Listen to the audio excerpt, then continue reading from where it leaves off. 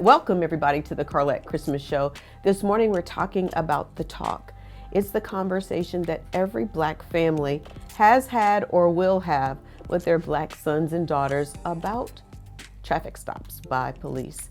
And here to have that conversation is retired former Deputy Police Chief of Durham, North Carolina, Beverly BJ Council.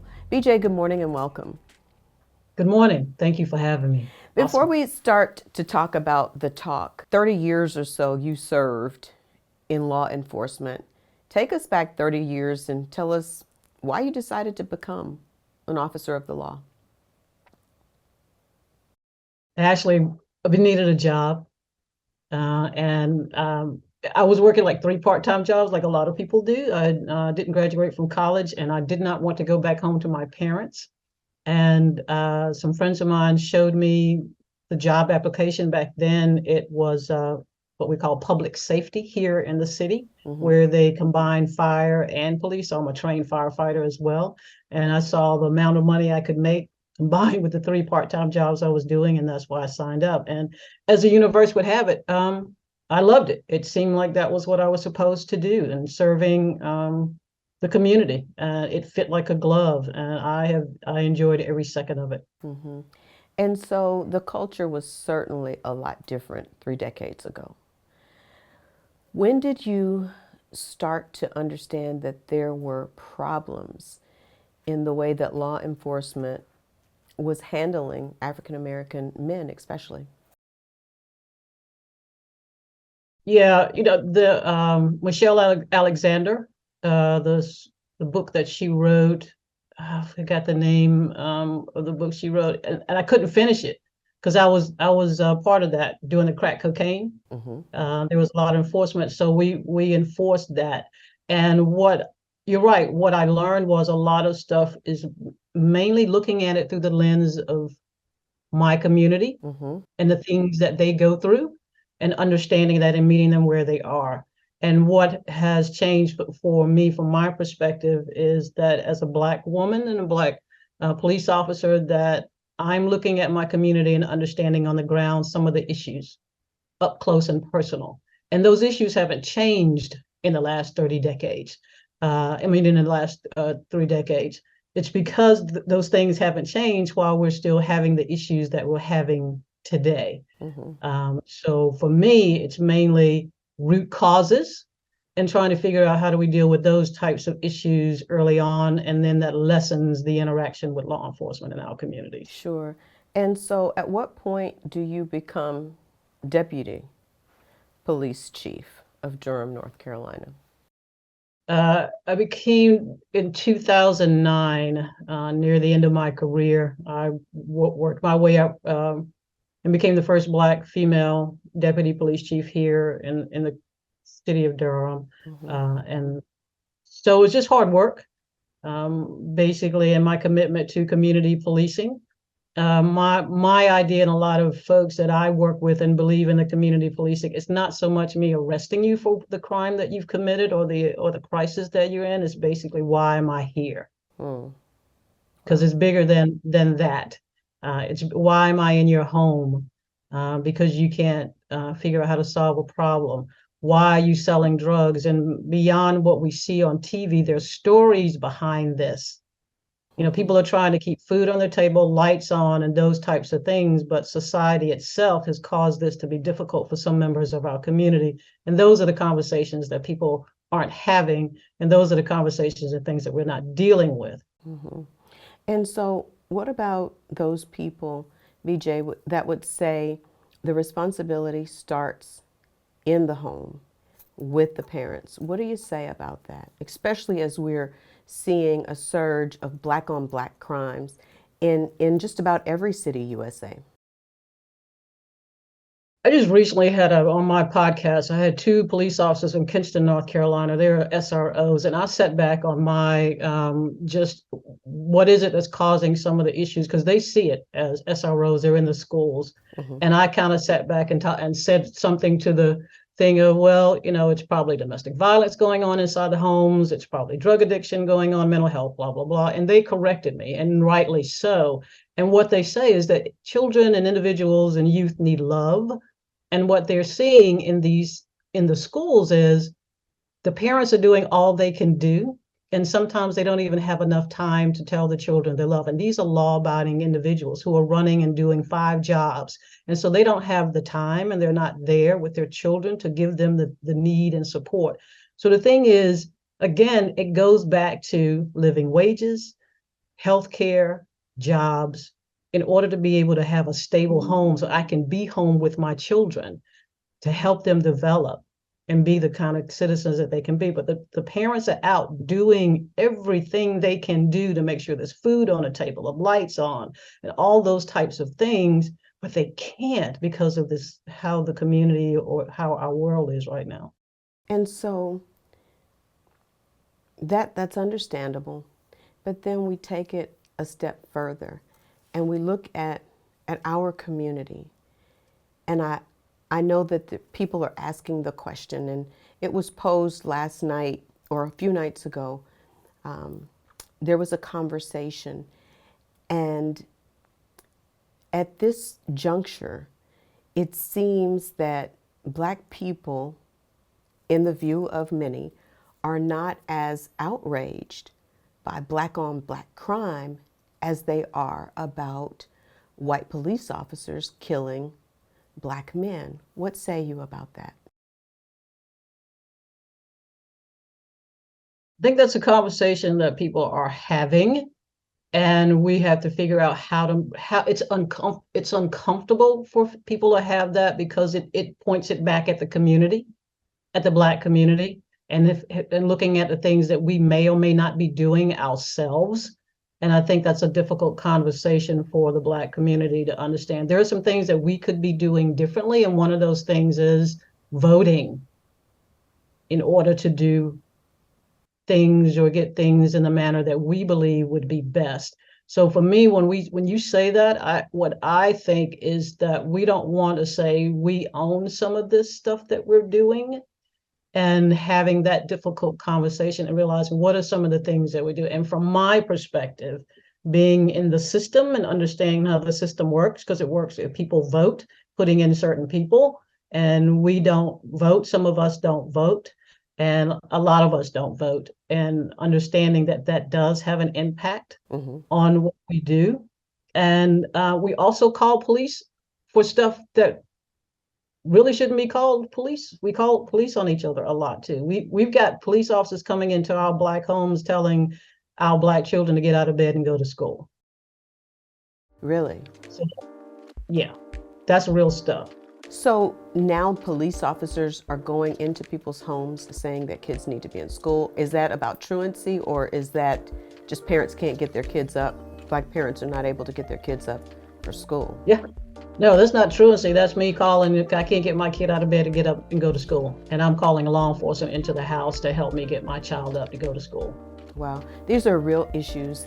And when we come back, I want to talk about shame. Is the Black community steeped in shame? Is that why we're not dealing with our issues? Our guest this morning is BJ Counsel. She is a former retired deputy police chief in the city of Durham, North Carolina. We'll have more of this conversation right after this.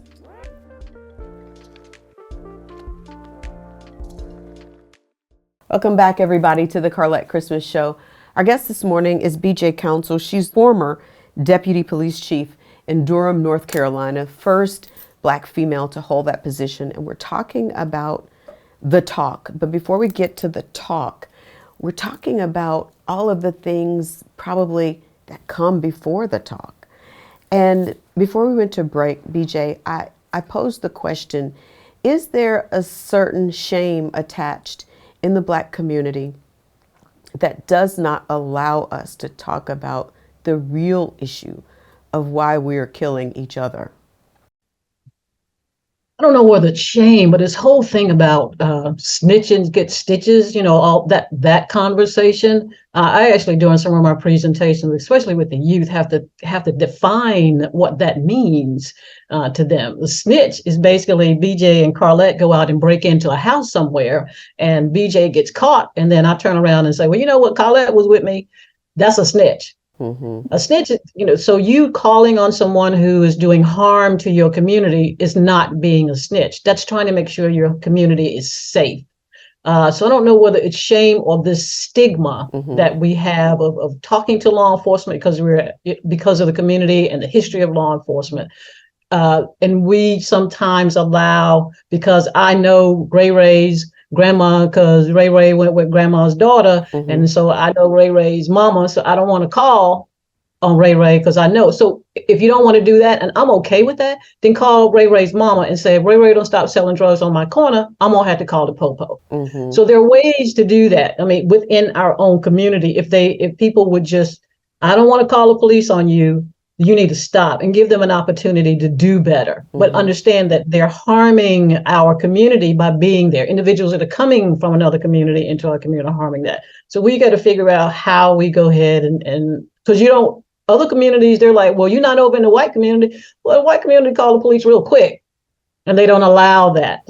Where, because individuals in your community, there's a tendency to wait long time before you do that, and by that time, harm has begun to happen in the community. As a Black woman in this job, do you think that you were able to make headways in the communities that you were serving, in the African American communities, to impact and make a difference in mindsets? Yeah, and I don't know what it had to do with, and like we said before the show, I was raised down in the East by two country folks who were born and raised in the 1930s. So you kind of understand where my core faith and also how I was raised. So I don't necessarily think it has to do with me being a Black female, but I think it helped. It just had to do with understanding community. And so as I was able to go up the chain of command, I made it clear to my officers, because it also has to do with making sure they understand this is how you will treat these individuals in the community.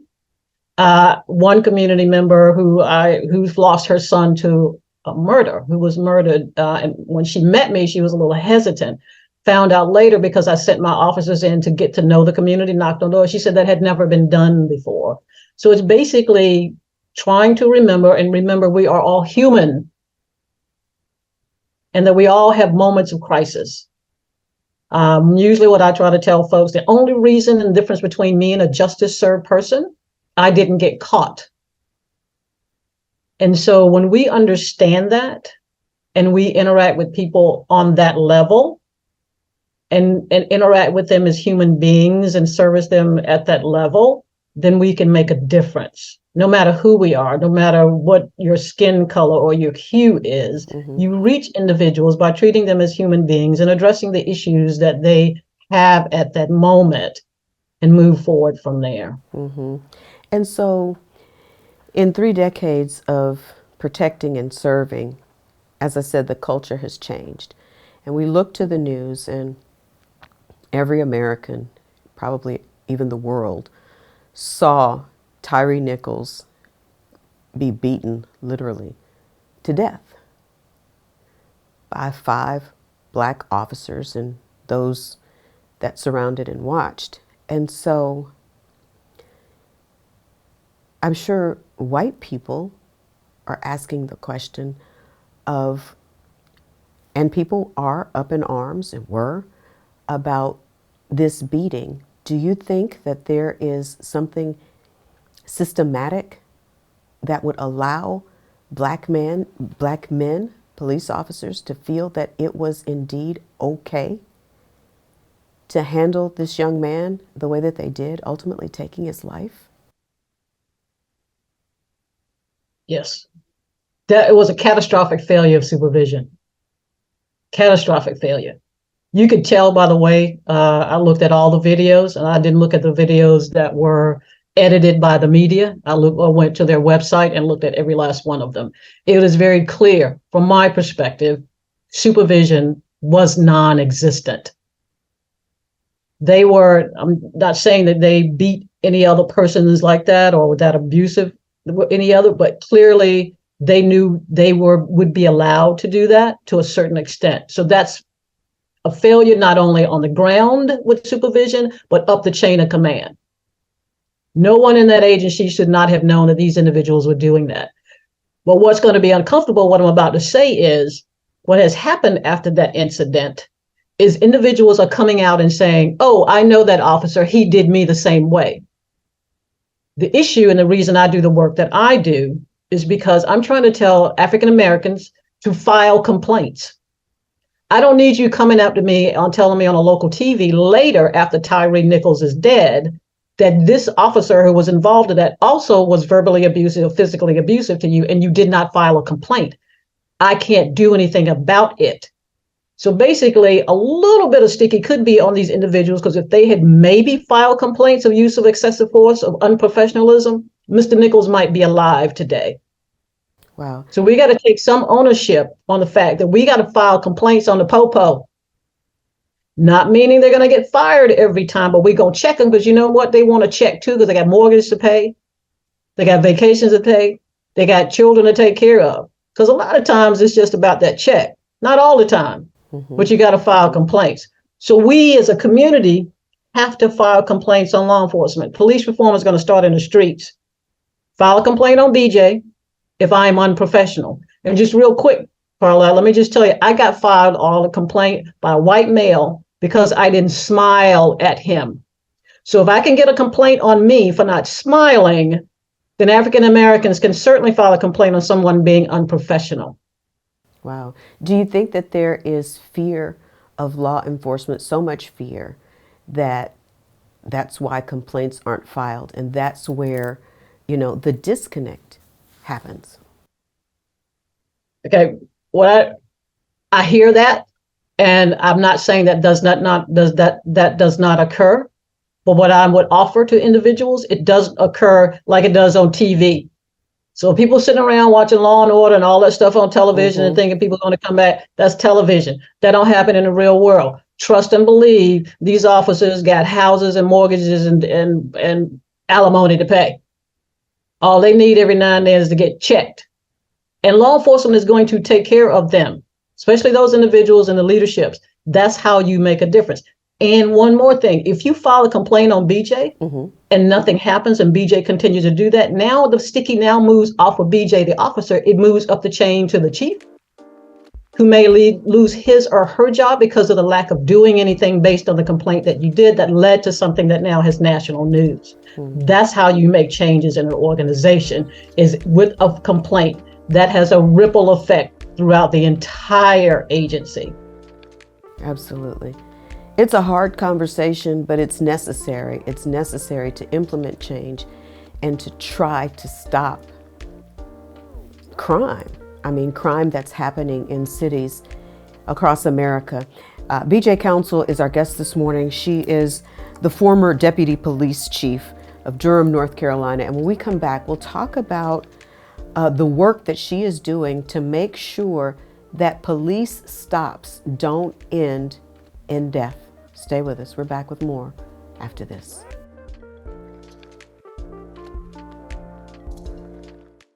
Welcome back, everybody, to the Carlette Christmas Show. This morning, we're having an important talk. And our guest this morning is BJ Council. She's the former deputy police chief of Durham, North Carolina. And at the top of this show, BJ, I talked about the talk that every Black family has had or will have to have with their young person who is not just driving, but just existing in life. And you have really made it your life's work, not only to protect and serve, but to also impact, making a difference and making sure that if people are stopped, people of color are stopped by the police, that they get home safely. Tell us about this project you and 50 LLC. Yeah, I started the business back in 2015, and it was obviously shortly after Eric Garner, sometime after Eric Garner. But the main thing, the trigger was, believe it or not, was Trayvon Martin, and that was not a police interaction. We all know that happened, right. But it came due to an interview that a Black male was having in the community after Zimmerman was found not guilty. He made a comment as he was being interviewed. He said, "They are always down here harassing us." And I'm sitting there yelling at the screen because I knew who he was talking about. He was talking about law enforcement, even though this Trayvon Martin was not a police interaction. when he said they are always harassing us, he was talking about law enforcement. So I was like, did you tell anybody? And so that kind of was a catalyst for this, because I realized, being a Black female, I'm like, that's my community, but that's also my profession that I love. I've got to educate Black people on how to file complaints. Because if I'm a police executive, I'm in bed at 3 o'clock in the morning, so I have no idea that I've got an individual out there in the community not being professional. And until you tell me that, then I can't make a difference in your community or deal with that. So that was the catalyst. And the catalyst mainly was just to get home. My team and I, when we first started developing this business, we decided, and we knew in the beginning, the only thing that was important for us was to get people to understand how to get home and what that looked like, and to be very honest and candid with individuals in these communities in conversations. So far, I've been pretty lucky, because I'm very candid. I put sticky on the community, and I put sticky on law enforcement, because everybody got a little piece in this game, and I don't sugarcoat it. May be uncomfortable, but I've been very fortunate. People walk away from it going, oh, I never thought of it like that. I never saw it from that perspective. And I've created a policing training as well in Kinston, a little over a year now, to give the individuals, white officers, I got to get them to understand, look, y'all stepping out of car white in a uniform. Just understand, you behind the 8 ball already. Not your fault, but you got to do the heavy lifting for the community. And so let's put a pin right there and talk about white police officers stepping out of the car. The fact that many would say in the white community, Black people are killing Black people, and everybody is afraid. Do you think that that is the catalyst for why white police officers tend to shoot first and then say that they're afraid or that they were in fear for their lives? Do you think it's fear? You know what it is individual, and I can't, as long as they can articulate it, and that might sound like a cop out, but it is, if they can articulate that fear, then it's legitimate. And if they can, based on what they've done, and can prove that in front of 12 people in a box, then that's how it has to go. We don't have to agree with it. And that's another thing that I try to tell individuals. You have to understand that I don't know you. The number one resistance is people not doing and responding to verbal command. If people would simply comply, that is a number one resistance to law enforcement. People simply not complying. So my mantra is comply, then complain. Comply, obviously, is a law enforcement term, is cooperate and then complain later. If the individuals and the deaths would significantly decrease, in my personal opinion and based on data, most of Black bodies in this country, I've looked at a lot of them, are dying from misdemeanors.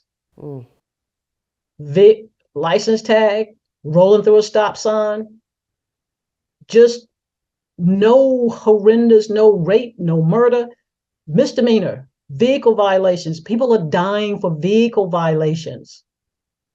Right. And then you get there was an article about white men mass shooters going to jail, right? And Black bodies being killed.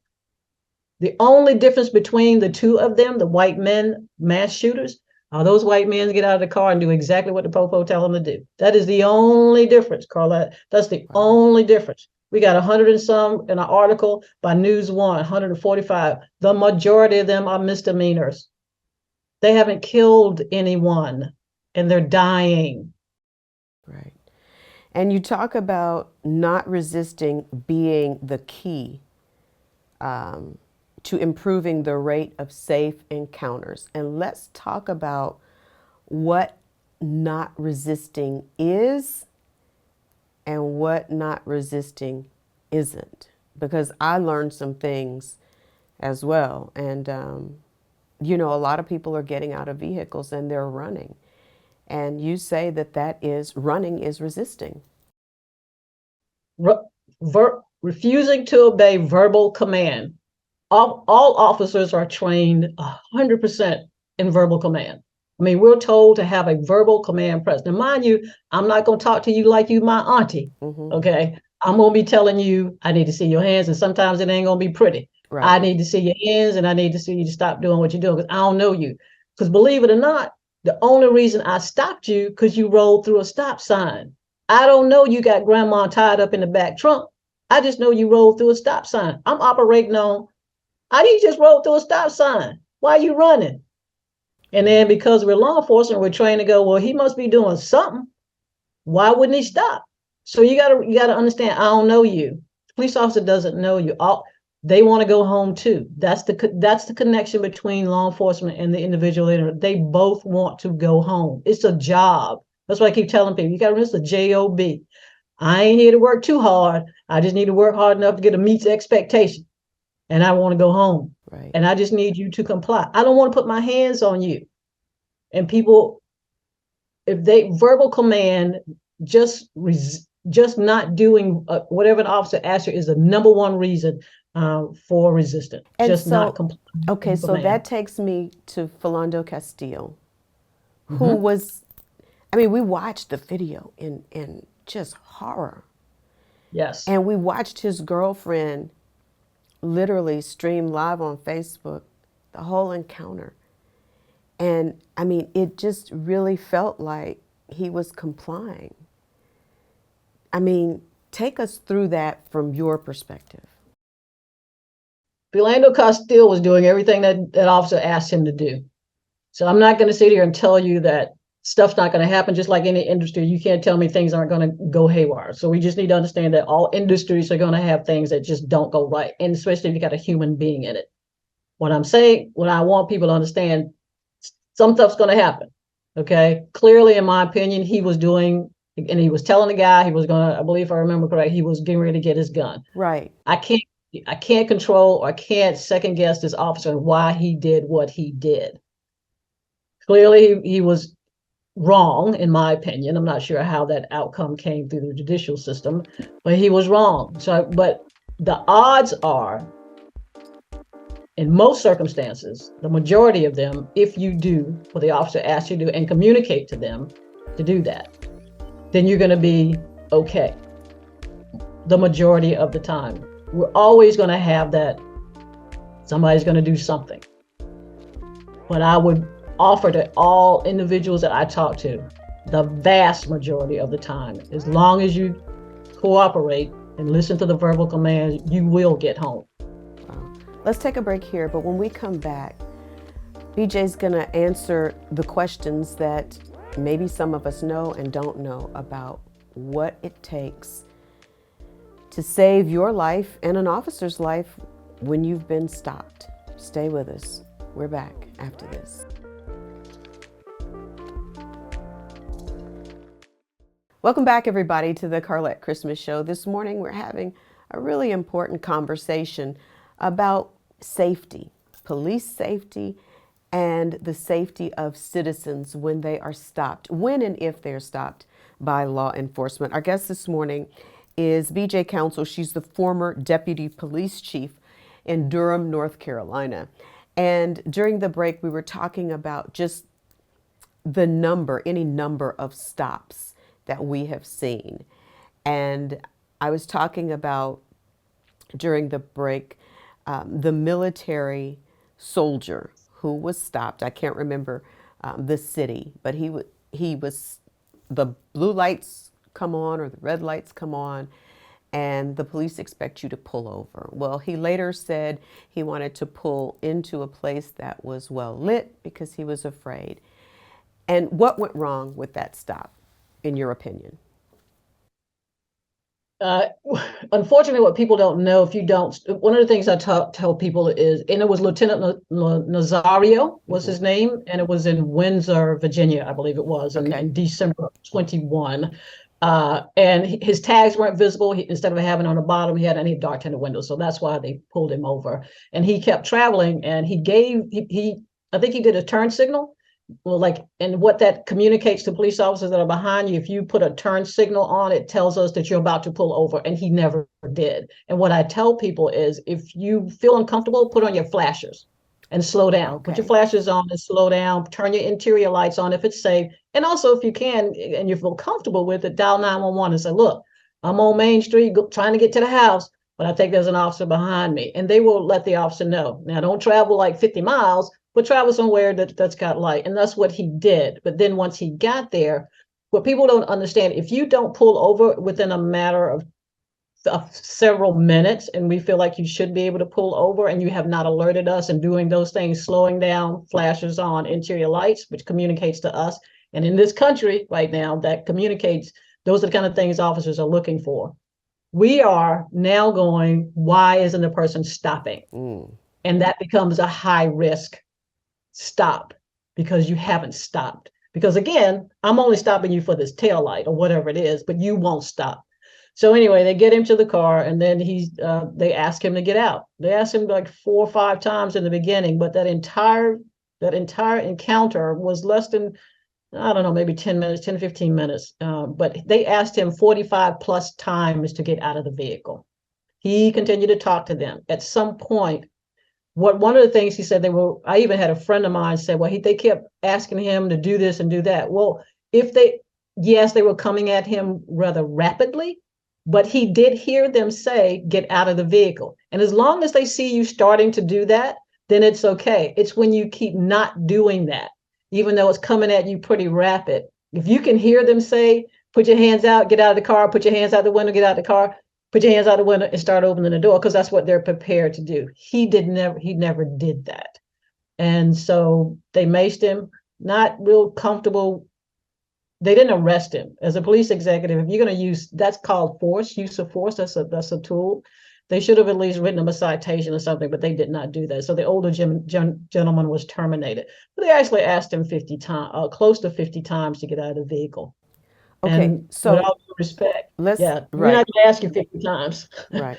So, but he did articulate that he was afraid for his life. So, what do you say to people, especially in the culture that we live in now, where for something really, really innocent, it could go bad and it could go bad quickly? I'm scared to get out of the car. I'm telling the police I'm scared to get out of the car.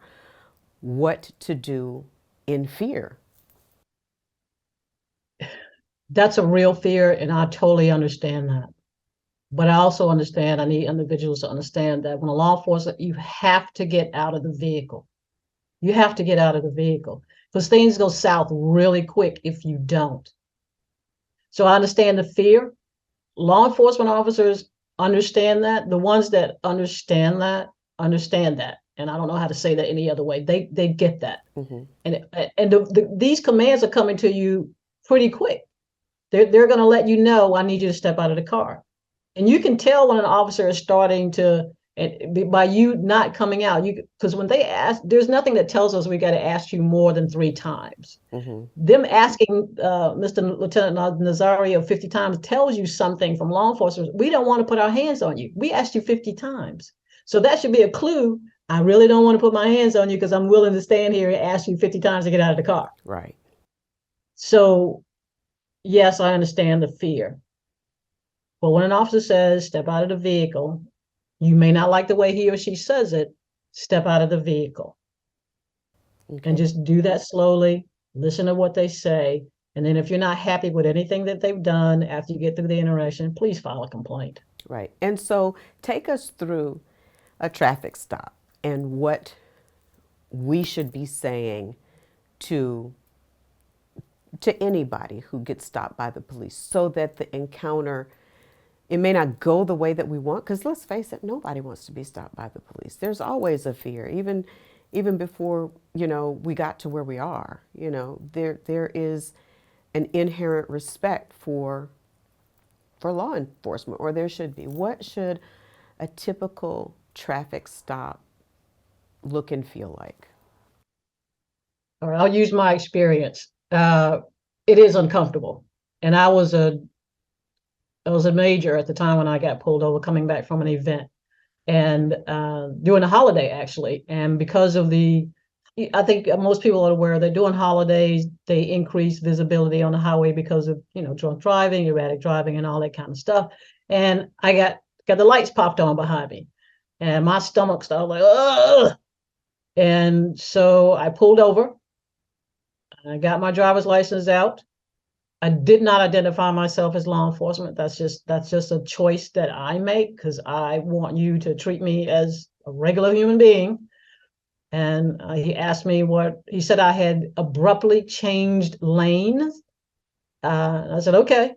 And he asked me for my information.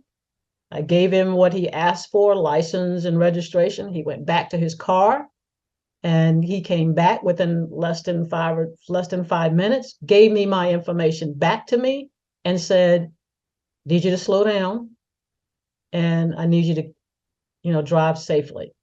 And that was the end of it. Most of the time, believe it or not, when I talk about it's a job, we really don't want to do any work. We really want to get to the house, and we're just doing what community members have asked us to do. Stop people from speeding in your neighborhood. And so when they ask you for your information, like you said earlier, your son has his information in his visor. That's a good place. Just tell the officer my registration is wherever it is, and let them know I'm about to reach for it. And for those of you who have carry conceal, I have nothing against that. Please do not carry your gun in your glove compartment if that's where your registration is. Because once you pop it, they're going to see that gun. So try to keep those things separate, and also immediately tell the officer, I have a carry conceal permit and I have a weapon in the car. Let them know where it is and make sure that you're not reaching or anywhere near it. But do not put a gun wherever your registration and paperwork that he or she may ask you for. And then just do what they ask you to do. And then more than likely, they will send you on your way. If they ask you to step out of the vehicle, it is a law. To do that, it is called, this is Supreme Court versus Mims, M-I-M-M-S. Supreme Court Justice Thurgood Marshall, during the case, was the only guy that was dissenting of that. He said they asked the guy to get out of a car for some minor violation, and Supreme Court Justice Thurgood Marshall thought that was too much power for the police. But as we know now, he was the only one that dissented, but it is now law. And so you have to get out of the vehicle. It's a Supreme Court law. You have to step out of the vehicle if asked by law enforcement. Wow. BJ, thank you for your commitment to protecting and serving, and thank you for this next chapter of being a change agent in your sphere and in America. Before we've got to let you go, tell people how they can click on to this short little documentary that really is so insightful and is filled with a lot of information, and how they can connect with you. Thank you. UN5-O.com. So a website, YOUANDFIVE-O.com, and it's on my landing page or either on my YouTube channel. That's about 28 minutes, and hopefully it will give you enough information to survive an interaction. And tell people how they can connect to your podcast too. All of that's available on my social media, and also on my website. My podcasts are there as well too. Indeed. Thank you. This will not be our last conversation. We want to thank you again, BJ Council, former Deputy Police Chief in Durham, North Carolina. Stay with us. We're back right after this.